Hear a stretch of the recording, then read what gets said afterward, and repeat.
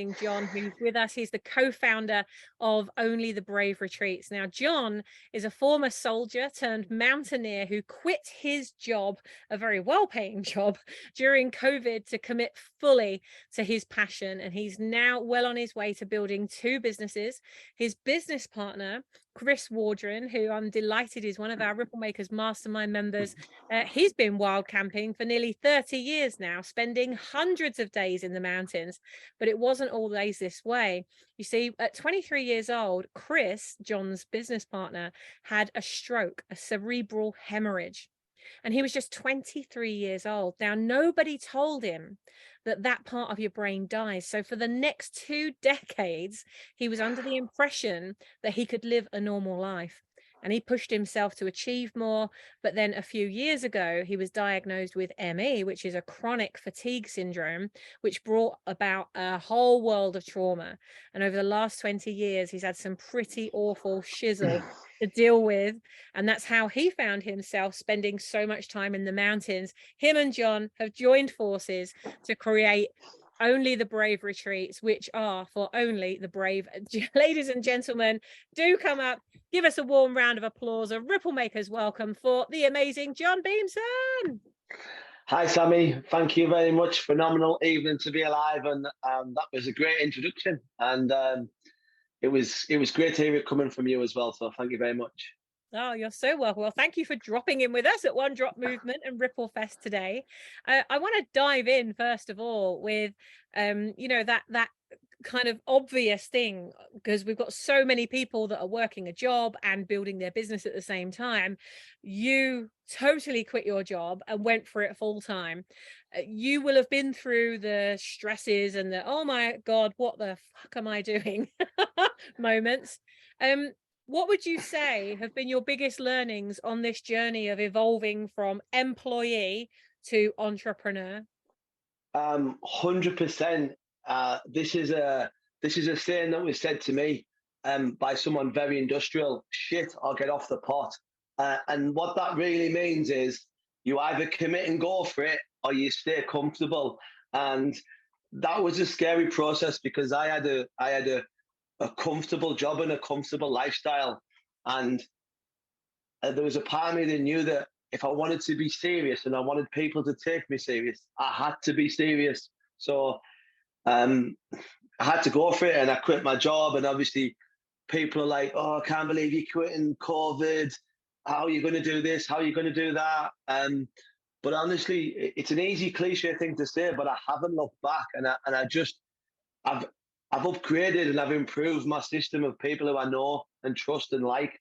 And whenever I've become the smartest man in the room, I've moved to a different room, and I'm not afraid to be behind people in their business journey. I'm not afraid to listen to anybody who's doing better, done better, built better, take criticism, take feedback. And actually today I was speaking with the CEO sort of about the Only the Brave. And I mentioned you, and he said, "How do you know Sammy?" And I said, "Because I got into the right rooms." And that ultimately is how you do things. You've got to be in the rooms. And if that means you put yourself out, if it's at a financial loss, if it's not convenient time-wise, if it's not just round the corner from where you live, then that's what you need to do, because you will not meet the people who you need to meet sat in your own bedroom. You've got to get out there and get after it. You certainly do. And I love that we sat next to an event completely by accident, next to each other at an event, totally by accident. And it, well, was it accident? Is there anything ever accidental? I don't believe, no, I don't believe in accidents. I believe that the universe puts people together that are meant to attract each other energy wise. So I believe that we were meant to meet, and it's one of those things now that we've gone from us meeting to you speaking on mine and Chris's event, which and obviously Chris is a part of your program as well, so it's fantastic. It's a real learning lesson. It is, and so one that I'm so thrilled to be a part of. So, Oh, John, how did you come to be doing what you're doing then? So you have this career. So what was the career? I know that you've been in the military as well. So when you came out of the military, you did that, and then you're now doing this. What's the journey? Help us to make sense of it if you can. I just wanted to be comfortable, Sammy. Like I went from someone who was in the forces to being respected, serving in Iraq, Afghanistan, all of those places, positions of responsibility, to sort of leaving the forces, losing my way, um, becoming a very confrontational person. When you're not happy with yourself, you want to blame a lot of other people for what you're not doing. And it was only until I found out, until I could accept that point the finger of blame and three fingers will always point back at you, um, that I finally got doing the right things. And it was actually my partner that got me into um, being outdoors again and walking again, and sort of found a new love for it, and just changed what I was doing and how I was doing things. And then went down the mountain leader route. I've always been a thing, Sammy, about how you do anything is how you do everything. So I've always wanted to do everything properly. So whatever the proper way to do something is, that's the way you should be doing it. So hence the reason, we went down the mountain leader route, qualified as a mountain leader, started taking people out sort of around the UK. And then I ended up on a 3-day mastermind with Nick James. And he sort of said, what you're doing, you could do it a lot better, but you need to improve what you're doing, and you need to work with people who can improve you. And ultimately, like, as an alpha male man, to be told what you're doing isn't very good, you can either take that one or two ways. You can either get the hump and say, well, what does he know? Or you can go, well, he's built loads of successful businesses, so I need to just shut this and open these, and move forward, which I think is, for men, I think it's difficult. Yes, but you achieved it. You managed it. And so when I met you, you were just starting to really build the momentum with it. I think we Yeah. met about last year, sort of kind of summer coming into probably about a year ago. And so So yeah. so as you've tell us about some of the things that because there's going to be a lot of people that are watching right now that will resonate with this message, right? Yeah. So tell us about some of the things that have been big challenges for you, because you've gone from nice comfortable job Yeah. to becoming not just a coach and a mentor and a guide, but also leading people on these like big adventures. And sometimes it's just a big walk. That's what your clients need. They just need to be out in nature. And so as a coach, as a mentor, where, in terms of money, a lot of people that start doing things as, this was a hobby, now it's becoming a business, they find it really challenging to charge what they're worth. How have you overcome some of these obstacles? That's a great question. I'm from a working class background, so my upbringing is in a working class background. So my relationship comes from my mother and my father, as their relationships with money. So I had to almost just completely reinvent that side of my brain. And again, training with Elite Closing Academy and other agencies like that has brought that relationship with money to a new learning. And certainly the people who I work with, if I took my old mentality into those meetings, I'd never get it across the line, because I now know what I offer. So I have no problem in saying what the investment is. And that's a real important thing, because you can't take those stalls and those, can I really say this figure to this person? And ultimately, what I think's a lot of money, that's what I think. It's not what you may think. So it's kind of hard to say, well, that's a lot of money, because I don't know what other people's lots of money is. So there's that side of it. So you've got to go and have training, and you've got to make sure that your relationship with money is correct. Otherwise, you'll take these old stereotypes into your meetings, and ultimately, you can sell the greatest product ever, but if you don't believe in it, and the person who doesn't believe in it, they ain't buying it. So it's an important step, right?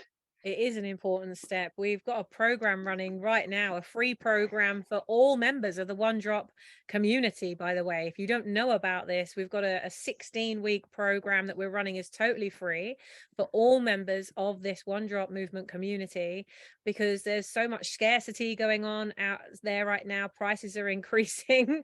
You know, a lot of people think, oh, I must charge more, or maybe I should launch little things for, you know, for people that only have little money. And you know, so we're doing a whole program around wealth and your connection and your relationship with money. It's called Tapping into Wealth. It's actually a book.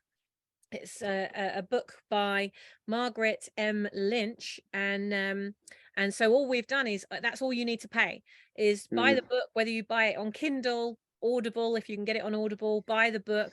I've bought a few of these for other people as well.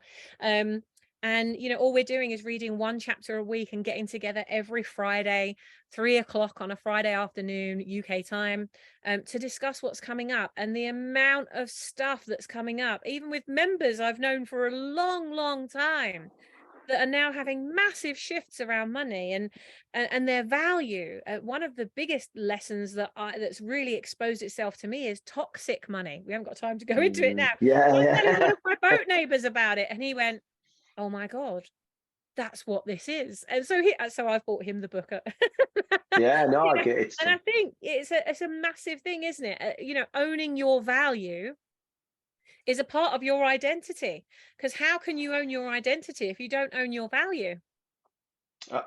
100%. And so I work with business owners and CEOs, so they expect to see, or certainly the ones I work with expect to see a certain figure because they're all a part of mastermind groups or have been in the past, or or have their own mastermind. So they expect to see a certain figure or it's not worth their time to do the event. So that's another great thing. And the power of qualifying and dequalifying people as well. That's all a part of the process. So it's important. So like onto the retreat weekend is a project that we've worked up to in the last couple of years. And I sat down with Chris at the end of last year and I said, look, I really want to offer a CEO business owner retreat weekend on an intimate scale with a world-class keynote speaker in a world-class environment. And I want all the niceties, but I'm a big believer in resilience, and resilience isn't built in Costa Coffee. Resilience is built. Resilience is built in resilient areas, and it makes us better because the human body is the greatest thing that any of us will ever own, and it is so resilient and it is capable of so much. But like everything else, muscle memory, it remembers that it is this tough, robust thing. So me and Chris, we created and we said, look, ability wise, this is why me and Chris work well, because it's yin and yang. We are yin and yang. We are very different people, but we totally understand where people are physically in ability range. So some come with me and we have a bit more of a robust challenge there, and some go with Chris for a sort of more low level knowledge based there, because options, right? Platinum or gold, what's going to work for you? So Yeah. it keeps people there. I love that. And you know, that's the beauty of, you know, you're a one drop, Chris is a one drop, you're both making ripples, and then you bring those ripples together Yeah. and you've created an ocean of possibility for people. Because when Chris invited me, he said, John and I have been speaking. We'd love for you to come and work with these CEOs. We're going to climb a mountain. You're going to deliver a keynote. And, you know, and Yeah. these people, you know, they're at the top of their game. They're bored out of their heads in what they're doing, or they need adventure, or they want to know what is that next level of them. And we'd love you to come and speak. And I said, so I've got to climb a mountain. And Chris said, oh, it's okay. John's going to do all of the crazy stuff, and I'm going to take the group that you'll probably want to be in. And I said, yes, that sounds like me. So and and you know what, Sammy? Like when I asked the CEO today a powerful question. I asked him, when was his last personal win? Personal win, and he said, I don't have an answer for you. And I think we forget about the power of the personal win because it's always the business is winning or the team's winning. But what about you as an individual? When did you last win? Where's your line in the sand to say, this year I did this challenge, and I'm brilliant, and I'm really, because it gives you a lot of confidence, Sammy. And when you're happy and you're doing fulfilled, like when you're fulfilled, that comes into the business, into the family. If you've got an employee system, if you're happy and winning, everyone around you is, because that's the energy you take in, without a doubt. I just want to take that in at the moment, guys and girls. Like, if you're not putting that in the comments, you need to just sit with that for a second. If you're not winning, then nobody else is. You've said so many light bulbs, so many things. I'm gonna go back and watch it afterwards, and I'll be making all my notes as well, because I want to be present in the moment with you right now.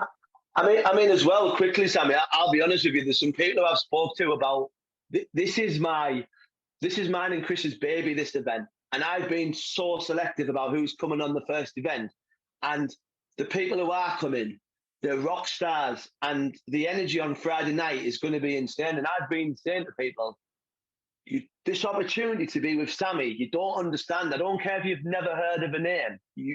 You will do. The woman is legit as it comes. Like, you do not get any more legit. And I said, if you don't think you can improve your branding by spending time with Sammy, you are absolutely off your head. Like, and I said, me as a person going on it, I can't wait to spend time with you, Sammy. Like, I feel like I'm going to come on the Monday and go, well, just watch me go from here, boys and girls, because that's how powerful it is.